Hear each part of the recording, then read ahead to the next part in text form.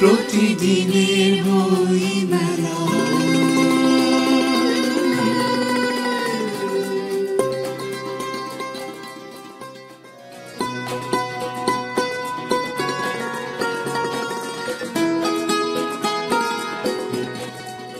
গ্রন্থ মানব সভ্যতার অন্যতম প্রাণসত্তা।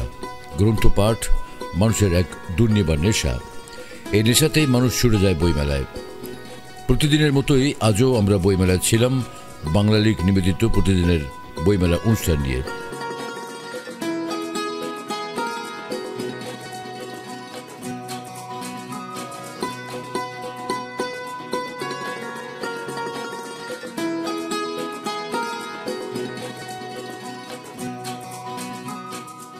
প্রতিদিনের বই মেলা।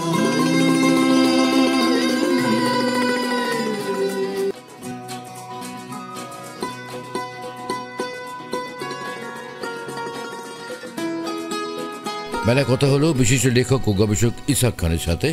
মেলা নিয়ে জানালেন তার অভিমত। এই বই মেলা হলো আমাদের প্রাণের মেলা, লেখক পাঠক প্রকাশকদের মিলন মেলা। এটা আমার প্রাণের টানে বই মেলায় আমরা আসি, পাঠক বই কেনে।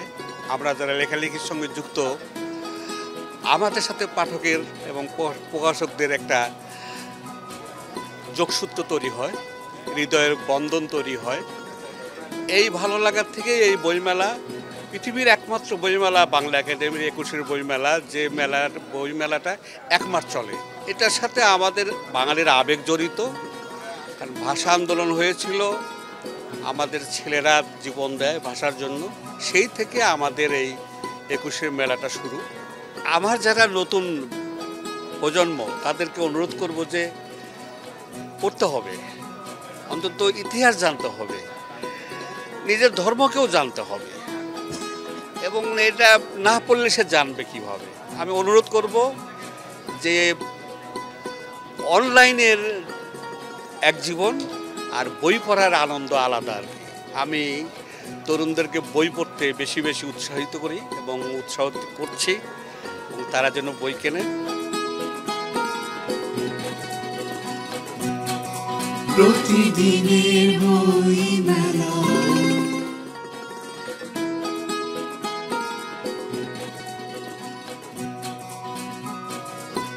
কিংবদন্তি পাবলিকেশনসে দেখা হয়ে গেল জনপ্রিয় অভিনেতা ও লেখক ফারুক আহমেদের সঙ্গে। মেলায় তার বই এবং এবারের মেলার আয়োজন নিয়ে কথা বলেন বাংলা ভিশনের সাথে। এবার আমার দুটি বই বের হয়েছে।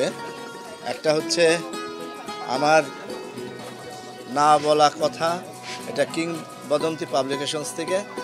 আর একটা বই আছে মিজান পাবলিশার্স, ওটা আজকেও বের হয় না, হয়তো কাল পরশু বের হবে। এই বইটাতে আমি যেটা লিখেছি সেটা হলো, আমি বিগত সময়ে যা আমি বলিনি বা যা কখনই প্রকাশ করিনি, সেই সব না বলা কথা এই বইটার ভিতরে আছে। কাজে আমার মনে হয় যে পাঠকেরও ভালো লাগবে, এবং আমি খুব সাহসিকতার সাথেই লিখেছি। আমার অপমান, আমার কষ্ট, আমার বেদনা, আমার প্রেম সব এই বইতে আছে। আর এটার ভিতরে কোনো অসত্য কিছু আমি লিখি নেই, যা সত্যি তাই লিখেছি। লেখার খাতিরে হয়তো ভাষার কিছু পরিবর্তন হয়েছে, এই আর কি। আর একটা বই ছিল গতবারের স্মৃতিতে হুমায়ুন আহমেদ। এই বইটা 2 দিন যাবৎ চলছে, ভালো যাচ্ছে। এটা হুমায়ুন আহমেদের উপরে আমার স্মৃতির কথা। এটাও আমার অত্যন্ত প্রিয় বই, কারণ আপনারা জানেন যে হুমায়ুন আহমেদ অত্যন্ত প্রিয় মানুষ ছিলেন।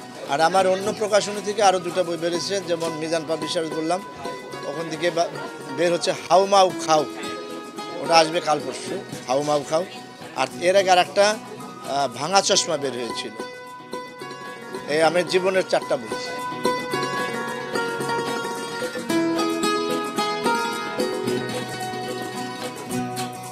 প্রতিদিনের বই মেলা।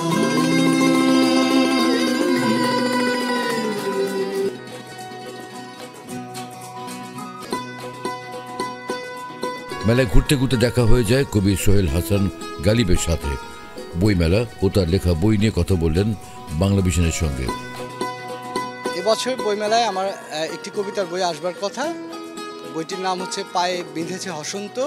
এটার প্রকাশক হচ্ছে বুনন। মেলাটি আশা করছি প্রথম সপ্তাহের মধ্যেই বইটি চলে আসবে। আজকে আমি প্রথম মেলায় ঢুকলাম এবং মেলায় ঢুকে আমার একটু মেলাটাকে একটু নিষ্প্রাণ লাগছে। হয়তো এখনও মেলা সেভাবে প্রস্তুত হয়ে ওঠেনি এবং মেলার ভিতরে আলো কম এটা মনে হচ্ছে। আরেকটা ব্যাপার হচ্ছে যে এই মেলা নিয়ে বাইরে বেশ একটা তর্ক বিতর্ক চলছে, যে কারণে মেলার মধ্যে আমরা শঙ্কা করছি যে বিচিত্র ধরনের লোকের যে সমাবেশটা আমরা আশা করি, সেটা বিভিন্ন রাজনৈতিক মতাদর্শের লোকেদের যে সমাগমটা হওয়া দরকার, লেখকদের মধ্যে নানান মতাদর্শের লোক থাকে, তো সেইটা যাতে হয় এবং যদি সেটা না হয় তাহলে মেলার ক্ষেত্রে একটা প্রাণবন্ততার জায়গা থেকে একটা টান পড়বে।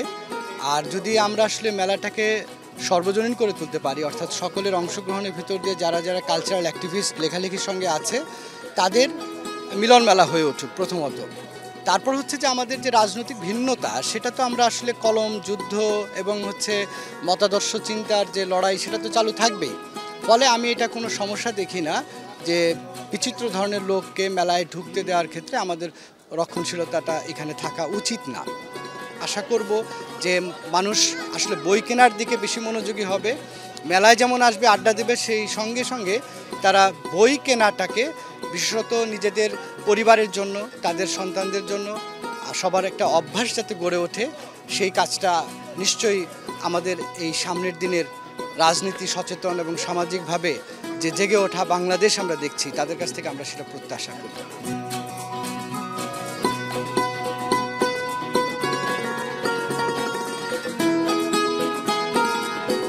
প্রতিদিনের বই মেলা।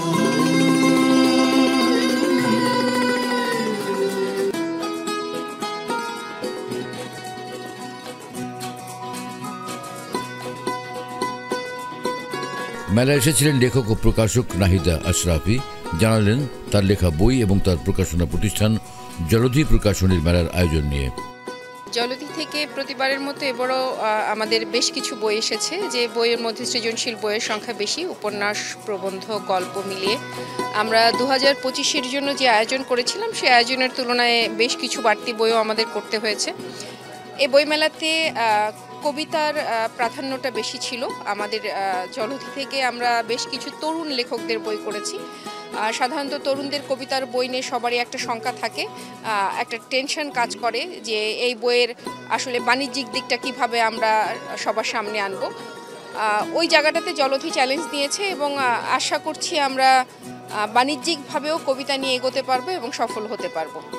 এবারের বইমেলায় যে প্রত্যাশাটা আমার সবচেয়ে বেশি, একজন লেখক হিসেবে এক ধরনের প্রত্যাশা, একজন প্রকাশক হিসেবে এক ধরনের প্রত্যাশা। লেখক হিসেবে প্রত্যাশা করছি ভালো বই আসুক, পাঠক ভালো বইয়ের সাথে থাকুক এবং খুঁজে খুঁজে ভালো বই তুলে দেওয়ার যে জায়গাটা, যে পরিক্রমাটা, সেই পরিক্রমাটা মূলত একজন প্রকাশক করে থাকেন।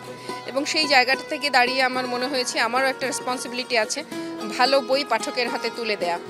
প্রতি বছরের মতো এবছরও আমি দেখেছি শুরু থেকেই যে জিনিসটা লক্ষ্য করছি, একজন প্রকাশক হিসেবে লক্ষ্য করছি, সেটা হচ্ছে বেশ কিছু পাঠক এবং দর্শক শুরুতেই তারা বই কিনছেন এবং বই যাচাই বাছাইয়ের মাধ্যমে এবং তারা নির্দিষ্ট বই এসে খোঁজ করছেন। এটা বেশ আশাব্যঞ্জক।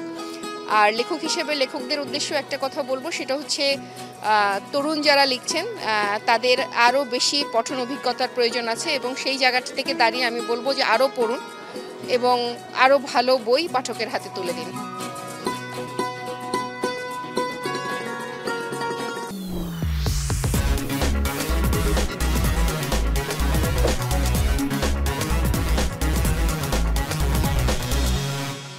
প্রতিদিনের বই মেলা।